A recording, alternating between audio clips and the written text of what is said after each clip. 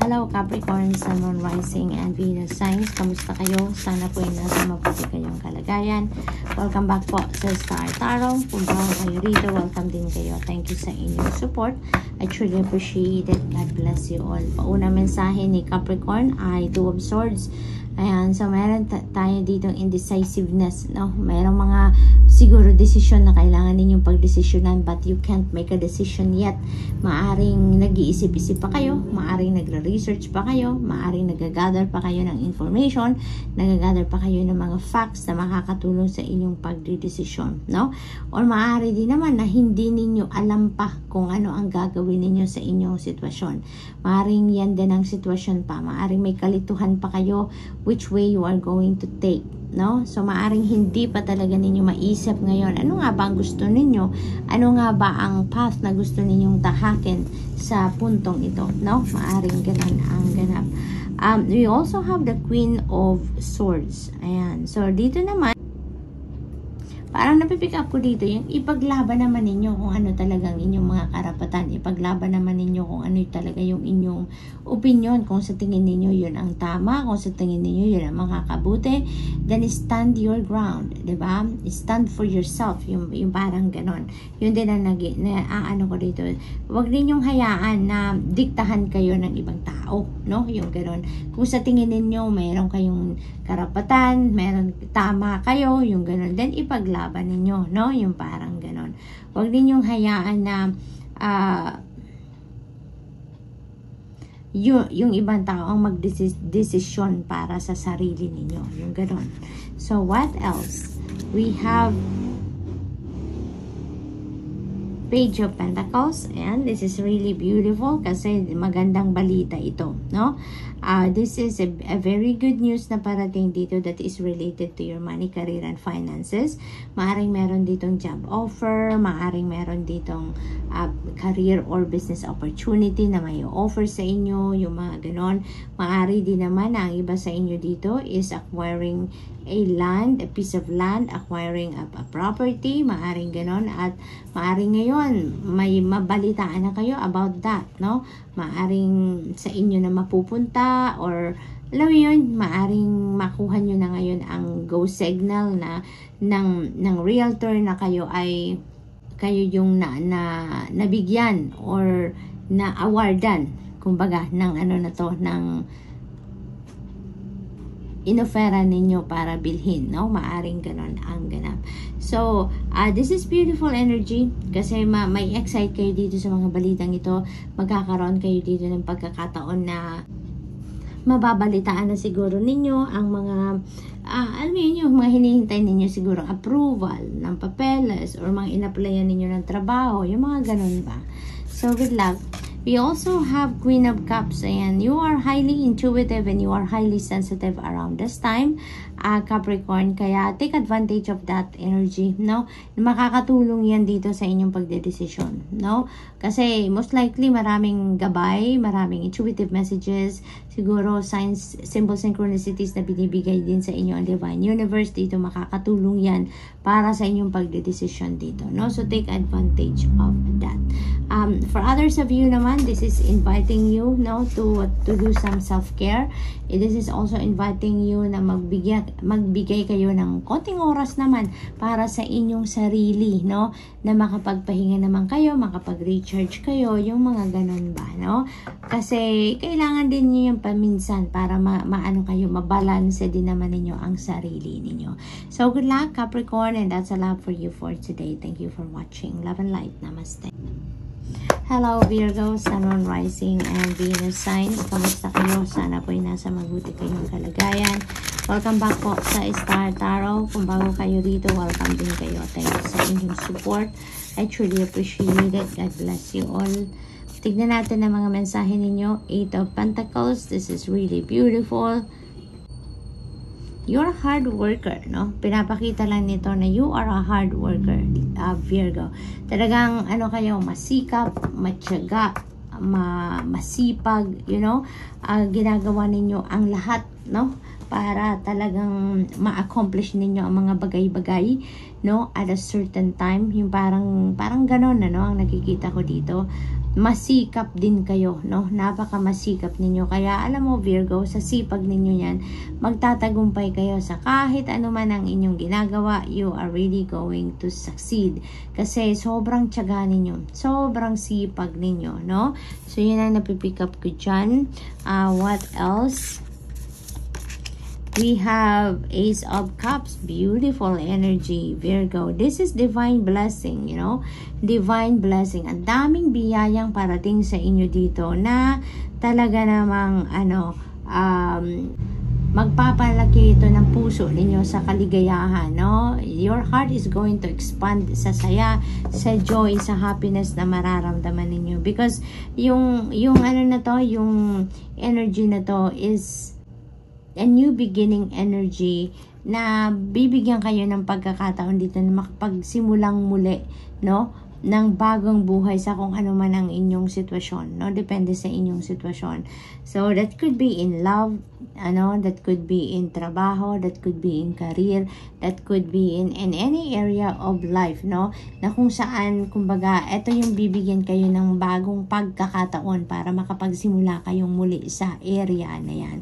This is blessings na parating sa inyo, and kung ano man ang blessing na parating sa inyo dito, depende sa inyong sitwasyon, that is going to be giving you an opportunity to start fresh, no, sa buhay ninyo.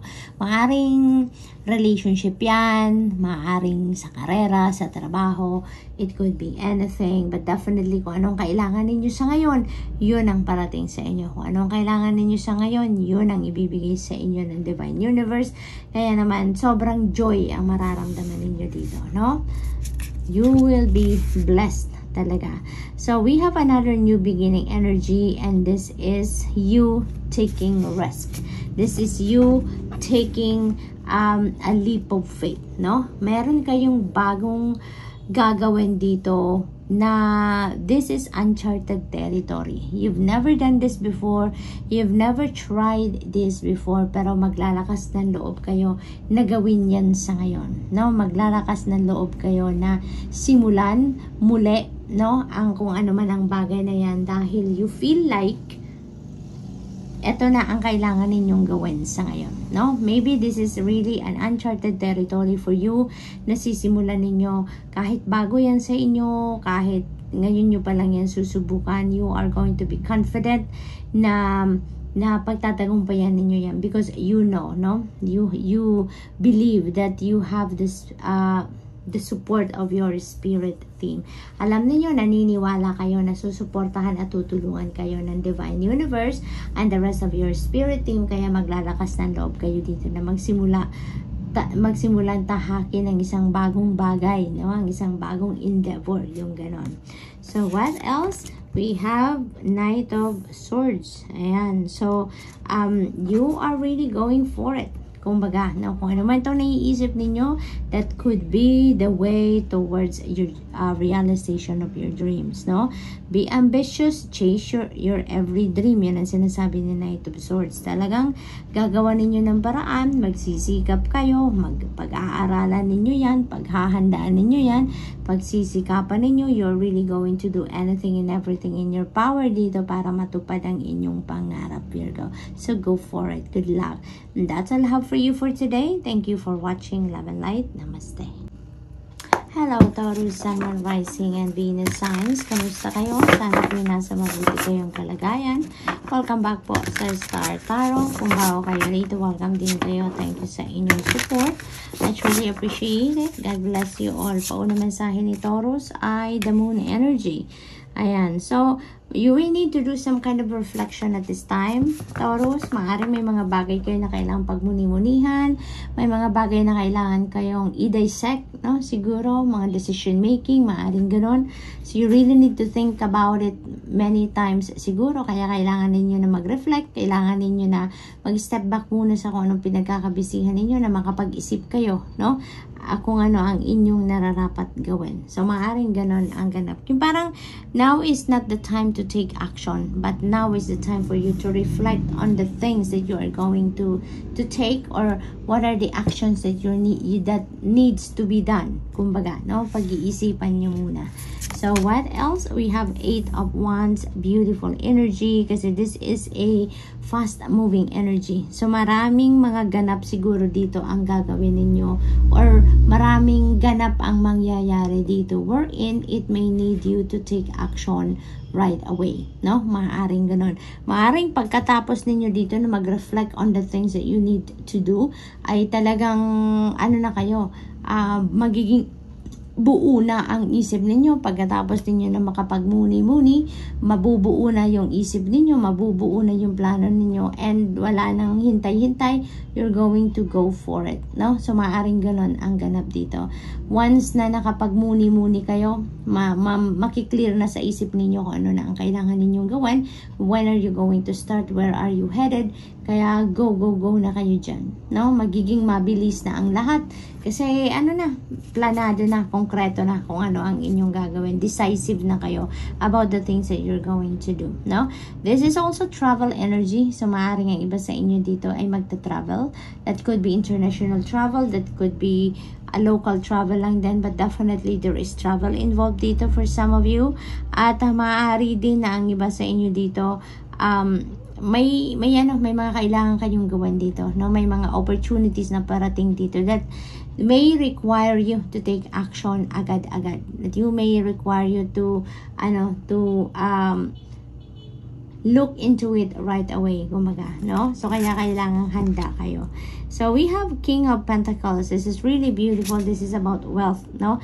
This is about wealth. This is about lucrative opportunities, financial opportunities na maaring dumating sa inyo, lalong-lalo na kung yun naman talagang hinahanap ninyo, bagong trabaho, bagong karera, bagong negosyo, no? Maaring ganong opportunities ang parating sa inyo, lalong-lalo na kung yun din naman ang hinahanap ninyo, Taurus. So napakaganda nito kasi this is a time of plenty, no? Para sa inyo, this is financial success na makakamit ng karamihan sa inyo dito, Taurus, and that is going to bring forth financial abundance, prosperity, financial comfort, at talagang kakasaya ninyo to ng bonggang-bongga, no? Parang isang malaking achievement ito para sa inyo, kasi maaring maaring this is the fruit of your labor na talaga na maaring parating dito, kaya magiging masayang-masaya din kayo. We have 2 of Pentacles. Ang dami ninyo sigurong ginagawa, ang dami ninyong inaasikaso, you're juggling too many things at the same time, kaya iniimbitahan din kayo dito na i-ground din ninyo ang inyong sarili, kaya siguro din may invitation sa inyo dito para mag-reflect, para nang sa gayon makapag-isip talaga kayo ng maayos, para nang sa gayon makapagmuni-muni kayo ng maayos, na makapag-desisyon kayo ng tama, no? Maaring gano'n ang ganap. Kasi parang sa dami ng ginagawa ninyo, hindi na rin kayo makapag-focus, hindi na rin kayo makapag-desisyon na agad-agad. It's because you're all over the place. You have too much on your plate. Ang dami ninyong iniisip, no? So you need to ground and balance yourself muna, nang sa gayon makapag-focus kayo, makapag-concentrate kayo sa mga bagay na kailangan ninyong pag-concentratean, kumbaga, no? So good luck, and that's all I have for you for today. Thank you for watching. Love and light. Namaste.